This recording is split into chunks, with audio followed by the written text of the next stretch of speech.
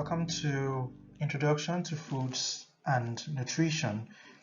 In the last class, we looked at macronutrients, specifically carbohydrates, and we looked at the chemical structures of important micronutrients. In this class, we'll be identifying local Nigerian foods, and we're going to be looking at them as sources of carbohydrates, lipids, and proteins. Then we'll be looking at the carbohydrate, proteins, and lipid contents of this Nigerian foods, basically as energy sources. Keep in mind that we get our energy primarily from carbohydrates, proteins, and lipids. Now, talking about lipids, lipids are it's a general classification. So many times some people confuse fats and lipids. So lipid is a general classification comprising of plant sources and animal sources, whereas fat is basically from animal sources. Okay, so just in case you're confused about that, then we'll be highlighting the body requirements of carbohydrates, lipids, and proteins. Now, it's important to mention here that to achieve this objective, we will need to undertake a lot of activities. So basically, we'll be looking at dietary requirements. So basically, requirements are bodily requirements from carbohydrates. Keeping in mind that our total energy requirements come from carbohydrates, proteins, and fats. So the first thing we'll be doing is to first look at how much carbohydrates do we require. So for a healthy meal, in making healthy decisions, how much carbs do we require?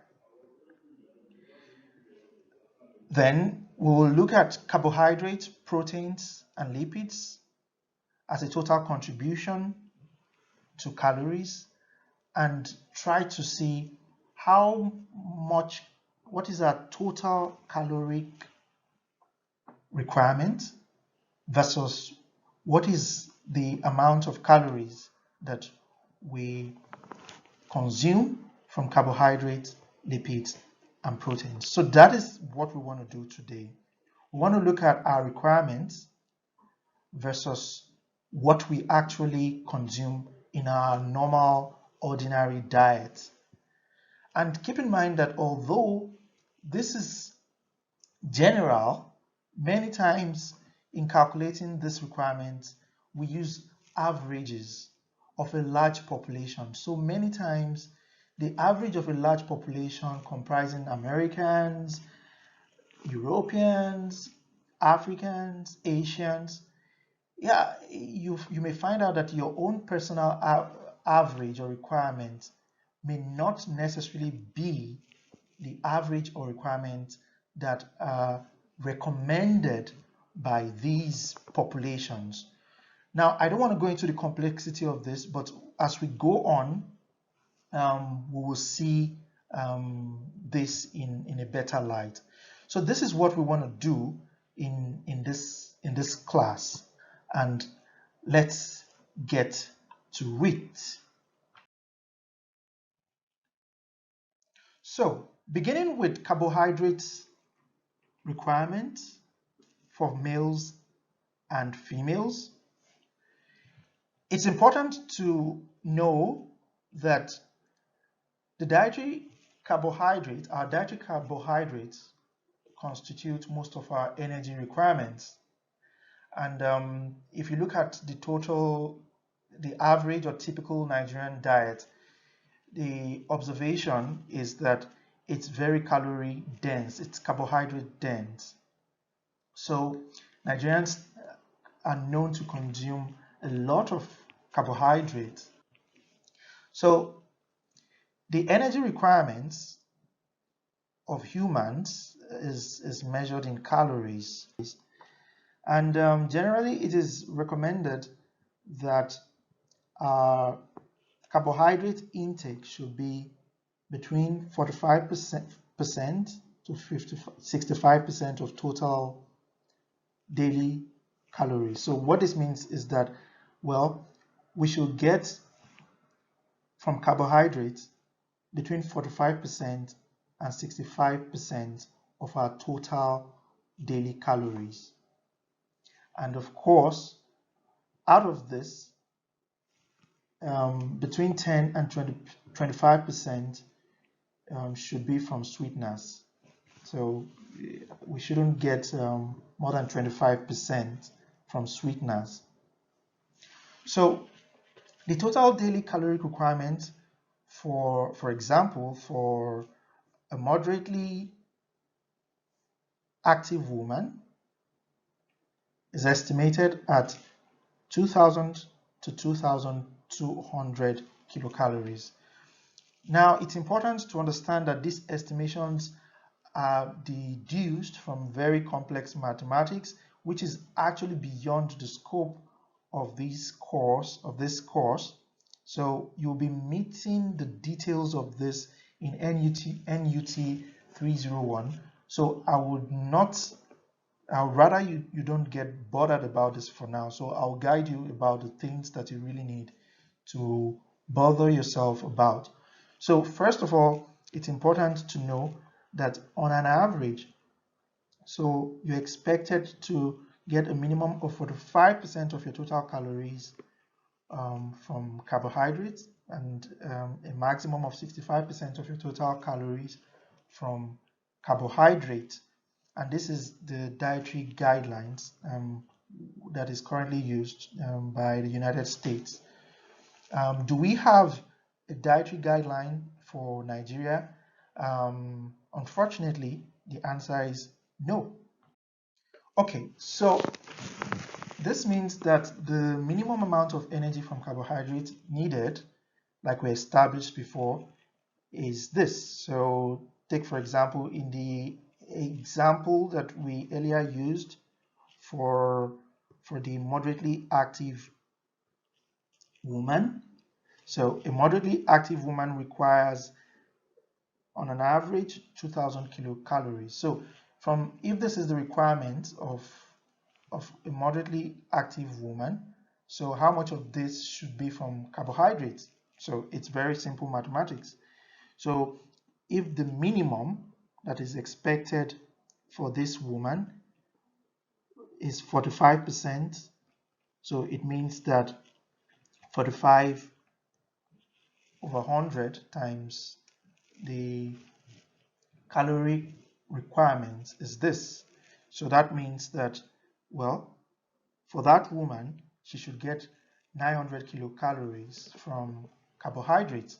Now, how much of this 900 kilocalories, what does it translate to in grams of carbohydrates? So how do we find that out?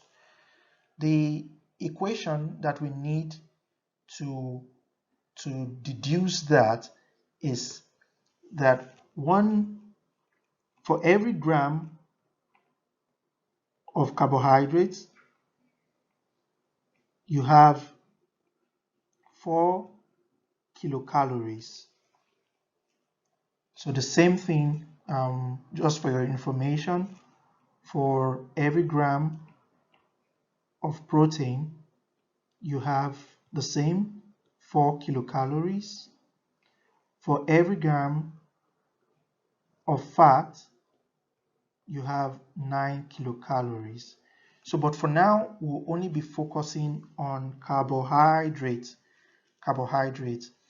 Okay, so how do we estimate what this 900 kilocalories translate to in in grams. So if you, by simple mathematics, you divide 900 by 4 and you arrive at 225 grams of carbohydrates.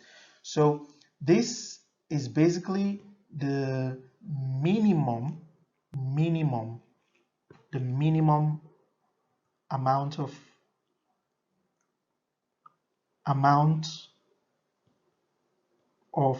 carbohydrate that is required for this average moderately active woman based on the example above.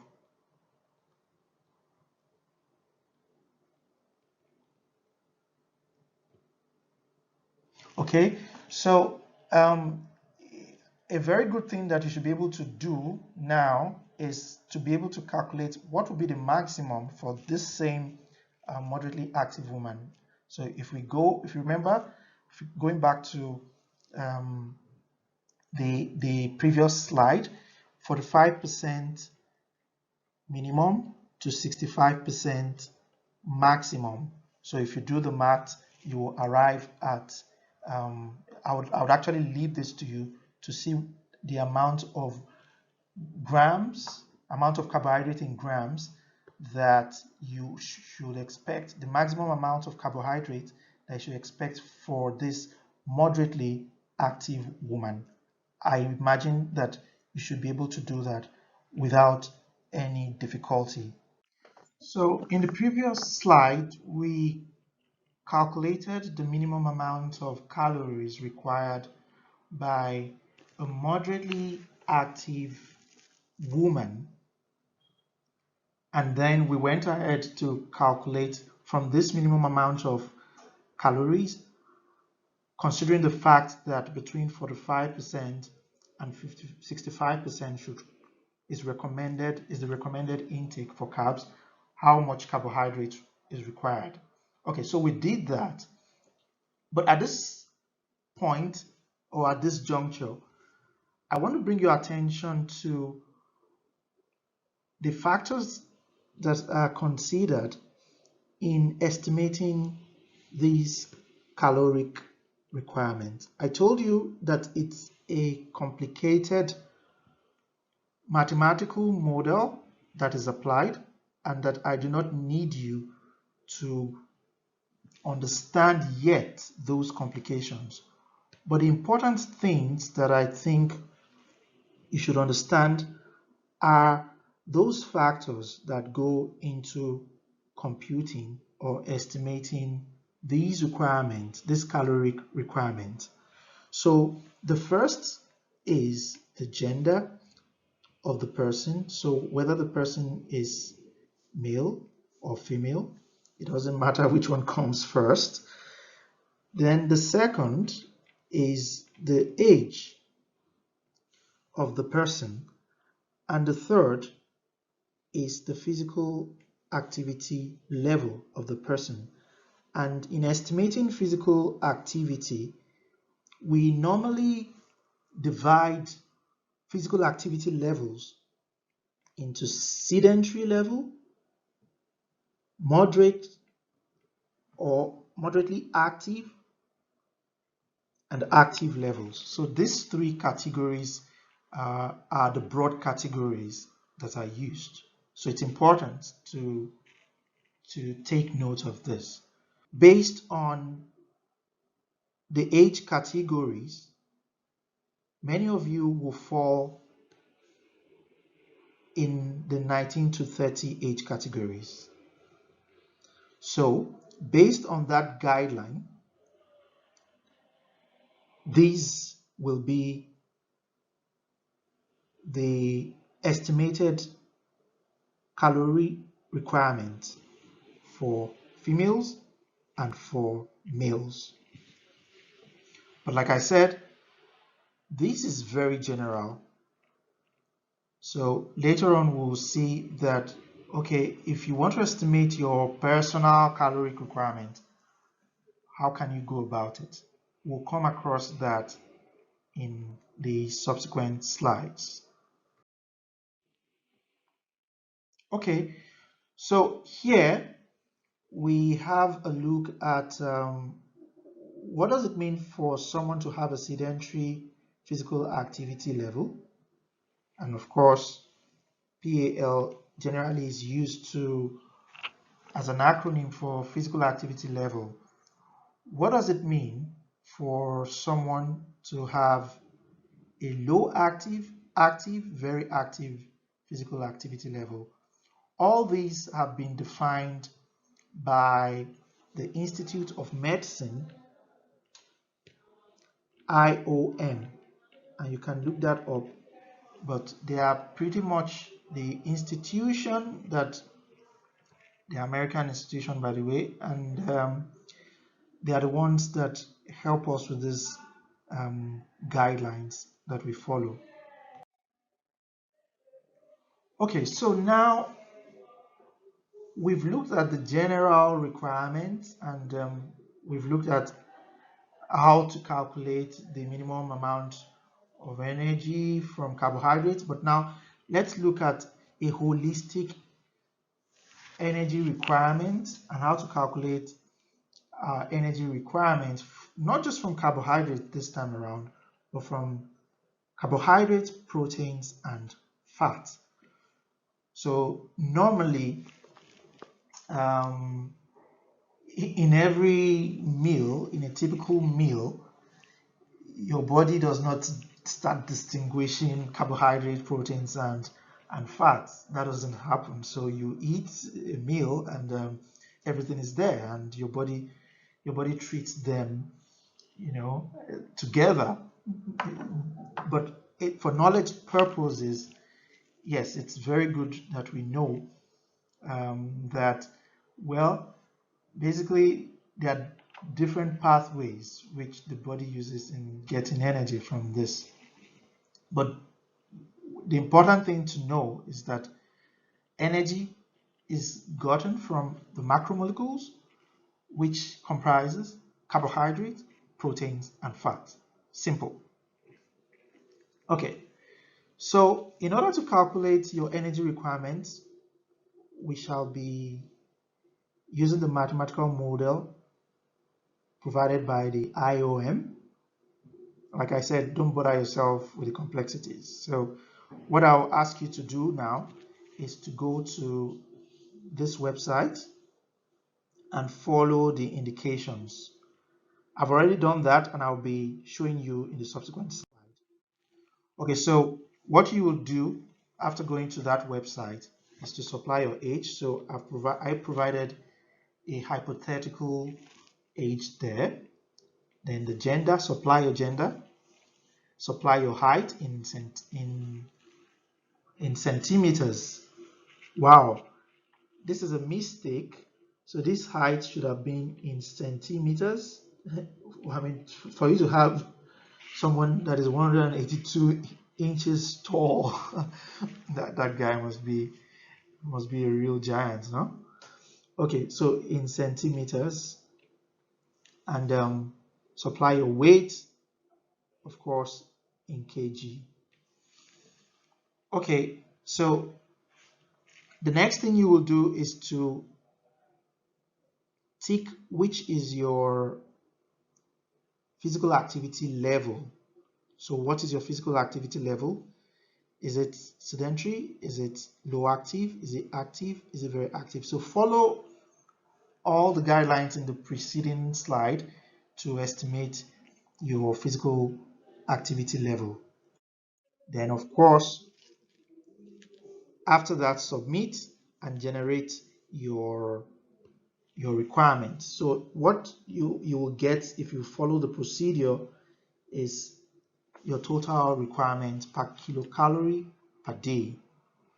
Okay, then it also gives you an opportunity to review your body mass index. Don't worry, we have not done BMI for now, but Professor Sanusi will be coming back to give us an interesting class on BMI. Stay tuned. Okay, so also you have the opportunity to look at the desired BMI for your age and to see where you actually stand. Okay, so this is more like um, an activity that you do in preparation for the next couple of classes that will be taught by my colleagues. Okay, so how do you calculate your total caloric intake? Okay, because what we've done previously is to look to calculate our total caloric requirement, but intake and requirement are not the same. So requirement is what your body needs. So your body requirement is basically what your body needs, but your intake is what actually you consume. So it's nice to see the contrast, requirement versus intake. Professor Sanusi will be telling us about the balance, energy balance, being a function of requirement versus intake. And of course, if your intake exceeds requirement, wow, then what is happening is that you are becoming obese. And of course, if your requirement exceeds your intake, what that means is that you are going to be underweight. Okay, so but that's not what I want to do in this class. So what I want to do is basically help you to calculate your total caloric intake. Okay, so it's at this point that we'll be entering very practical details, as it were. So take, for example, this meal. For those of you that can see, well, I can see, so I presume you can see, it is poached eggs that you have here. So how is this egg prepared? It's generally prepared by breaking the shell of the egg and emptying it into a hot plate, and it heats. Generally, you don't add anything. Maybe you can add a little bit of salt, but that's it. No oil, nothing. So this poached egg has a total of 143 kilocalories. Okay, let's move on. This is the important thing to know. What is the total energy that you get from poached egg? 143 approximately. Consider that with these beautiful fried eggs, fried with oil, with tomatoes and onions, and you see the increase in calories. So compare that to the 143 kilocalories from the poached eggs. Wow, it's almost 7 times more. So this gives you an idea of the importance of knowing the caloric content of your food. But what this clearly shows is that eating poached eggs and fried eggs, in terms of the energy content, they are not the same. So imagine you're someone who's trying to lose weight.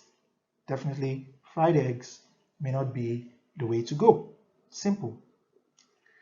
Now, another food we'll consider is boiled pasta, macaroni.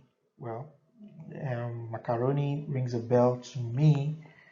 There's one Mr. Macaroni, but we are not talking about him. We're talking about boiled pasta. So boiled pasta gives us 661 kilocalories. It's quite high. Now, kuli kuli gives us 633 kilocalories. It's also high, but nobody goes about taking so much kuli kuli. It's a snack, so probably you don't even take 100 grams. Maybe you take 10 grams, 15 grams, 20 grams, as it were. But the interesting thing here is that this amount of energy measured in kilocalories is per 100 gram. It's measured per 100 grams. So sometimes you take more than 100 grams, sometimes you don't take up to that. So the important thing is that for the macromolecules generally that have a high content, they make the bigger portion of our diet. We need to be careful about them. So two things you should take note of here is that the caloric contents of foods are measured per 100 grams. So sometimes you take more, sometimes less. And for example, kuli you definitely take less. Then the other thing is that sometimes you see the energy level of foods measured in calories and sometimes kilocalories. Is there any difference? Generally, these two are the same. If you see them in textbooks, generally they are the same. Okay, so now the important thing to know is that to fulfill this objective of getting the total calorie content of our foods, we need to have an idea of the different foods and their calorie content.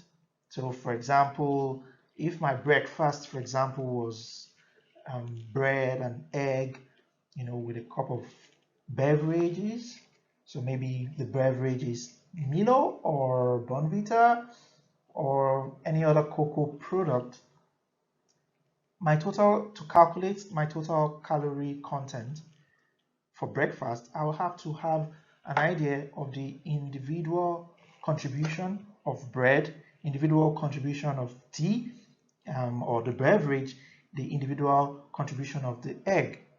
So everything, what we're interested in doing here is calculating the total calorie content of our meals. So to do that, how do we find out, the calorie content of the individual foods?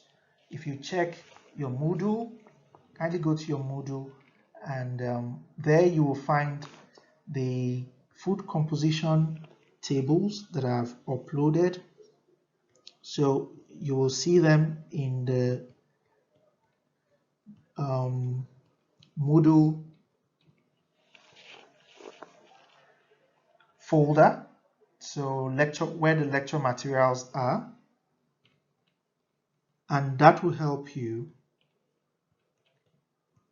to estimate your caloric intake based on the meals or diet that you have. So kindly go there, and I've also supplied some foods here in this lecture slide. So if the foods you take are here, then you can use, of course, you can use any of the energy or calorie content available. Okay, now I wanted to point your attention to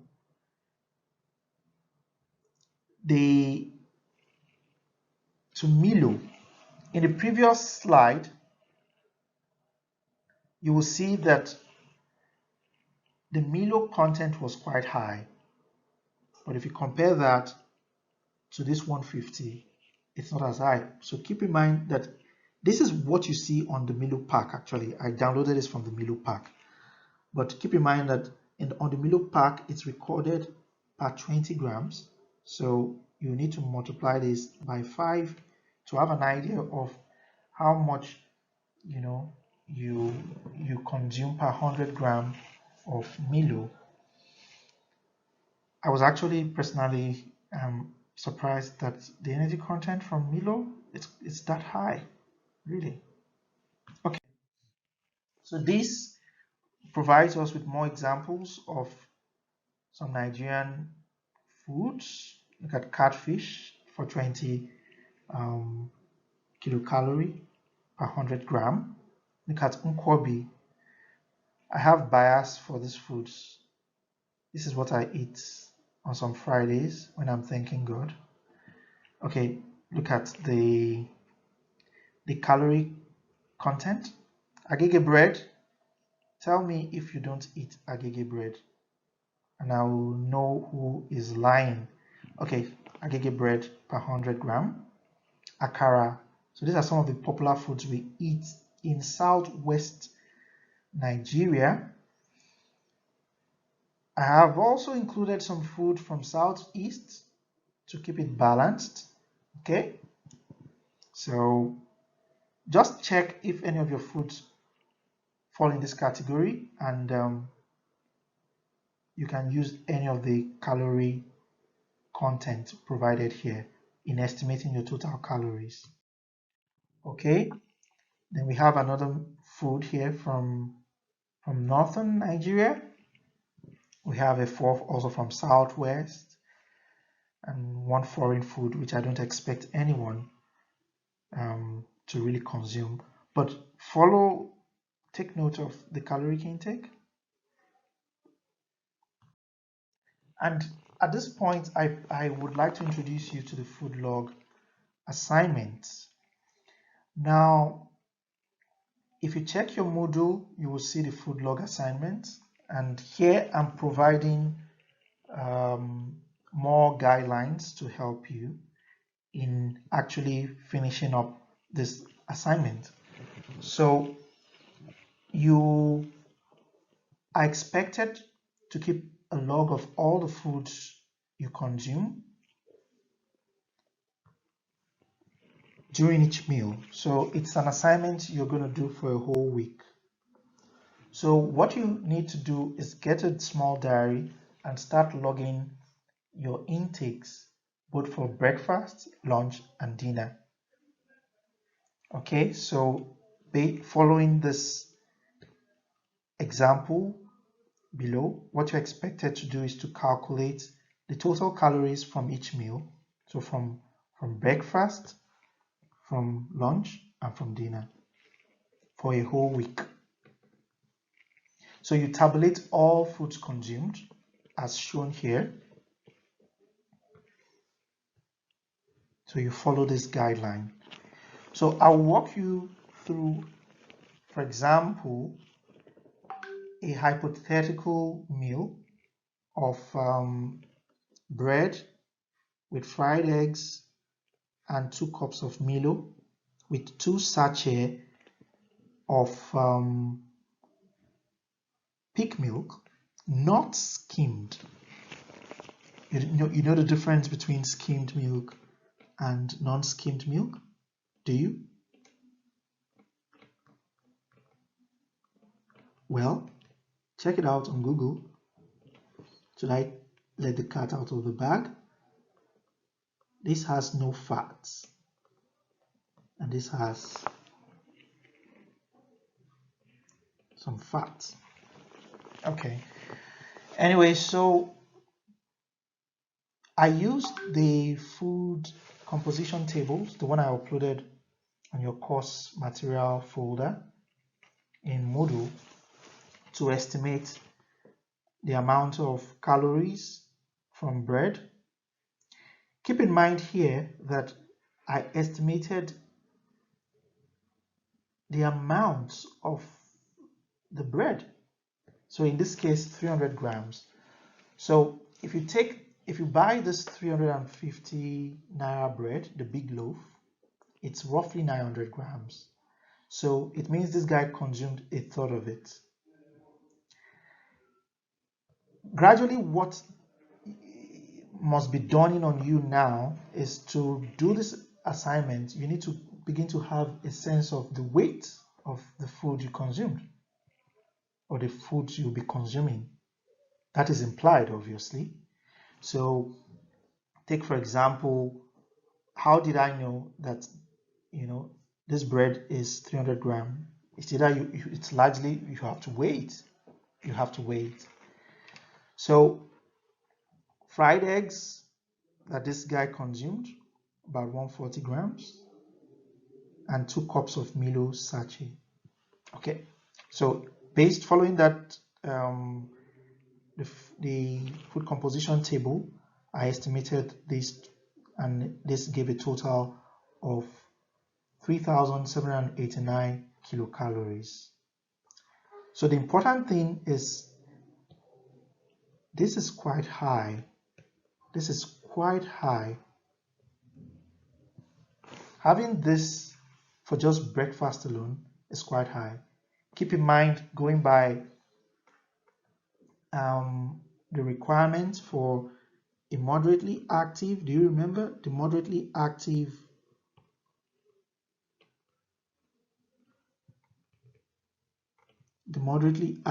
sport woman that required 2,000 to 2,200 calories per day. Compare that to 3,789 kilocalories for just breakfast. So this is quite high. If you fall in this category, that you have this kind of breakfast every day, you're likely to be on an overweight stroke obese category, and this may not be healthy. Except you go to the gym, maybe you spend 2 hours in the gym or 3 hours in the gym every day to burn it out. Okay, but this is the assignment, and in subsequent classes we'll be looking at more about proteins classifications and also for fat classifications. Thank you very much and have a good day.